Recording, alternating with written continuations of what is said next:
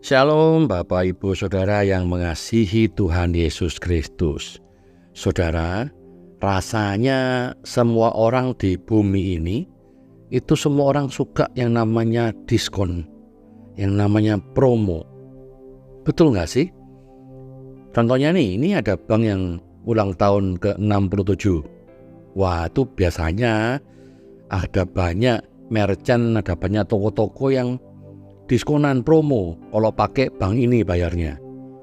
Semuanya serba 67 ya, sesuai ulang tahunnya.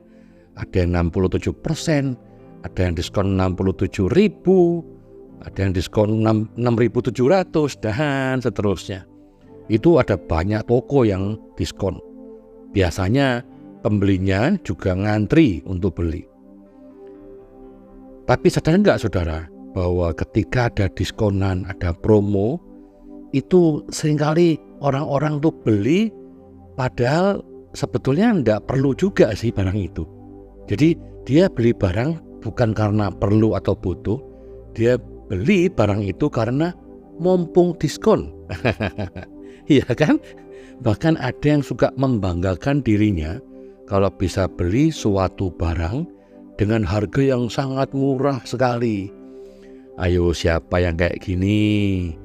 Berbangga hati dan seringkali kesaksian gitu ya. Wah, saya beli sepatu ini dulu murah sekali, saya beli ini dulu murah sekali. Wah, ya itu biasa kok saudara, saya pun kadang begitu.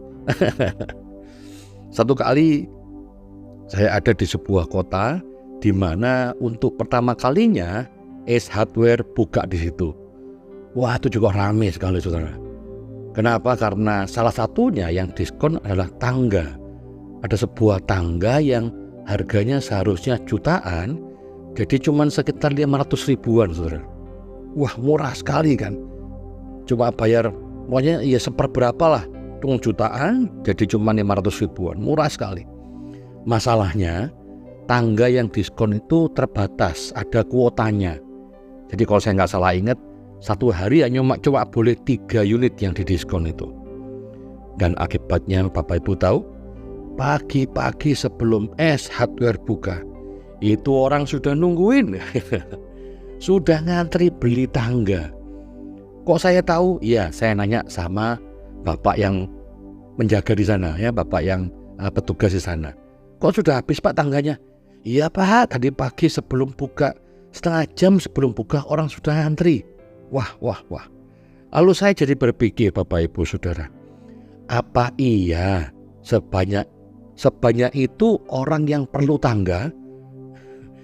Emang iya di kota itu begitu banyak orang yang perlu beli tangga?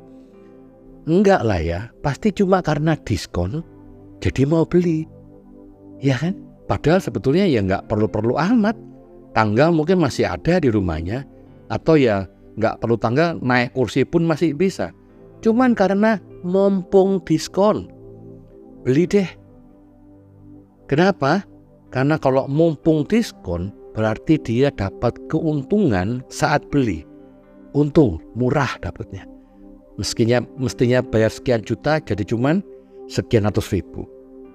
Bapak Ibu Saudara, setiap orang dapat digerakkan untuk melakukan sesuatu yang dia rasa menguntungkan. Betul ya? Setiap orang tuh dapat digerakkan untuk melakukan sesuatu yang dia rasa menguntungkan. Jadi, sadarilah bahwa keuntungan adalah suatu kekuatan yang luar biasa. Membuat orang rela antri, membuat orang rela keluar duit untuk beli sesuatu yang sebetulnya dia nggak perlu. Itu orang-orang yang antri beli tangga belum tentu sampai sekarang udah dibuka plastiknya. Jangan-jangan masuk gudang tangganya, ya. Karena dia beli cuma karena dianggap menguntungkan, bukan karena diperlukan. Bapak Ibu Saudara, saat kita membaca Alkitab, merasa menguntungkan nggak? Saat engkau baca Alkitab, engkau merasa itu menguntungkan nggak? Saat saudara berdoa, membangun hubungan dengan Tuhan, merasa ada untungnya enggak? Kalau engkau baca Alkitab merasa enggak beruntung, ya pantas. saudara jarang baca. Kalau saudara merasa membangun hubungan dengan Tuhan nggak ada untungnya, mungkin saudara akan jarang berdoa. Tapi sebagian mungkin bilang begini, ada Pak untungnya berdoa membangun hubungan dengan Tuhan. Apa untungnya? Saya jadi diberkati Pak. Saya ini kaya raya karena saya rajin berdoa Pak. Saya ini disembuhkan Tuhan karena saya rajin berdoa Pak. Nah kalau Bapak Ibu Saudara berpikir seperti ini, kalau saat nanti tiba-tiba engkau tidak lagi kaya, bisnismu merugi, lalu engkau jadi sakit dan engkau gak sembuh-sembuh, dan tiba-tiba hidupmu ada banyak kekacauan, dan engkau merasa tidak lagi ada untungnya berdoa, baca Alkitab, dan seterusnya. Pertanyaannya, masihkah engkau berdoa dan menyembah Tuhan Yesus? Masihkah engkau mau melayani Tuhan? Masihkah engkau mau membaca Alkitab? Saya rasa enggak ya, karena sudah dirasa tidak menguntungkan. Bapak Ibu Saudara, hari ini kita harus menetapkan dengan tegas, apa sih yang kita anggap menguntungkan? Apa sih yang engkau anggap keuntungan? Ini penting saudara, karena apa yang kau anggap keuntungan itu yang akan membuatmu bergerak. Apa yang kau anggap keuntungan itu yang akan membuatmu selalu bersemangat, membuatmu selalu berlari-lari berusaha mendapatkan, berusaha mencapai apa yang kau anggap keuntungan itu.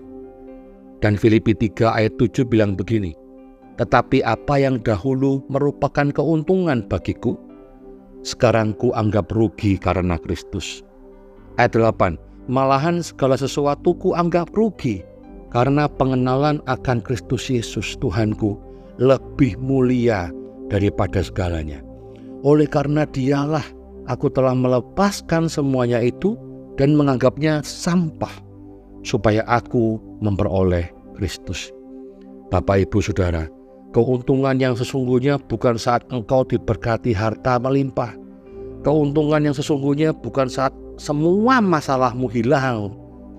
Bukan saudara. Tapi keuntunganmu yang sesungguhnya adalah ketika engkau mengalami diberkati harta berlimpah, engkau mengenal Tuhan di sana. Ketika engkau mengalami kesembuhan jasmani, engkau mengalami mujizat terobosan, engkau mengenal Tuhan di sana. Ketika engkau tidak punya uang, engkau mengenal Tuhan di sana.